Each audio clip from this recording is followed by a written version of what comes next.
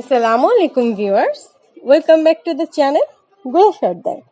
আজকে আমি আপনাদের সাথে খুবই সুন্দর অ্যান্ড সিম্পল একটা রেসিপি শেয়ার করব। সাধারণত বাচ্চাদের যখন আমরা প্রথম চিকেনটা ইন্ট্রোডিউস করাই, তো সেক্ষেত্রে আমরা কিভাবে ইন্ট্রোডিউস করাতে পারি সেই রেসিপিটি আমি আপনাদের সাথে শেয়ার করছি। তো চলুন দেখে নিই আজকের ভিডিওটি। প্রথমেই এখানে আমি এক টুকরো মুরগির মাংস নিয়েছি। আমি মুরগির বুকের যে মাংসটা থাকে সেটা থেকে নিয়েছি। যেহেতু মুরগির বুকের মাংসে প্রোটিন বেশি থাকে, সেহেতু আপনারা এটাই বাচ্চাদের জন্য ব্যবহার করবে। এখন একটা পাত্রে মাংসের টুকরো দিয়ে দিয়েছি, একটা দারচিনি, একটা এলাচ দিয়ে দিচ্ছি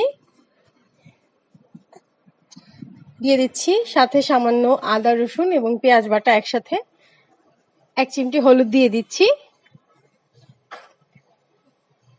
এখন দিয়ে দিচ্ছি পরিমাণ মতো পানি।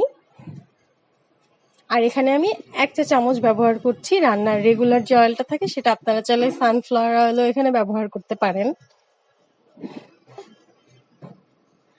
হালকা একটু নেড়ে দিচ্ছি এবং খুব ভালোভাবে এটা সিদ্ধ করে নিব।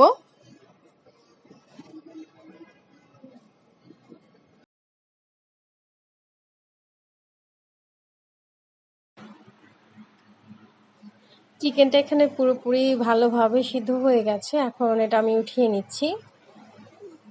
চিকেনটা ঠান্ডা হওয়ার পর এটা আমি হাত দিয়ে ছড়িয়ে নিচ্ছি। যারা এখন আমাদের চ্যানেলটি সাবস্ক্রাইব করেনি অবশ্যই সাবস্ক্রাইব করবেন এবং সবার আগে ভিডিও নোটিফিকেশন পেতে অবশ্যই বেল বাটনে ক্লিক করবেন। আমি হাত দিয়ে একটু ম্যাশ করে নিচ্ছি, কিন্তু তারপর একটা আশার ভাব থেকে যাচ্ছে, এই জন্য আমি একটা স্টিলের চালনিতে নিয়ে খুব ভালোভাবে এটা ম্যাশ করে নিচ্ছি। আর ম্যাশ করার পর দেখতেই পাচ্ছেন আপনারা অনেকটা মিহি একটা আবরণ সৃষ্টি হয়েছে। এখন পূর্বের যে ঝোলটা ছিল আমি সেটার মধ্যে এটা মিক্স করে নিচ্ছি।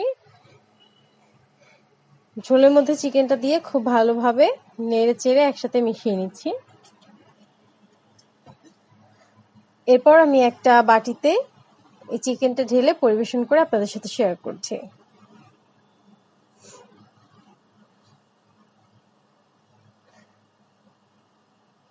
এখানে আমি আপনাদেরকে চিকেনের কনসিস্টেন্সিটা দেখিয়ে দিচ্ছি যে চিকেনটা আমি কতটা ঘন বা পাতলা রেখেছি। যেহেতু বাচ্চাকে ফার্স্ট টাইমে আমি চিকেন দিচ্ছি, সো আমি চিকেনটাই শুধু দিচ্ছি। আপনারা চাইলে বাচ্চাকে এর সাথে কোনো ধরনের সবজি অ্যাড করেও দিতে পারেন।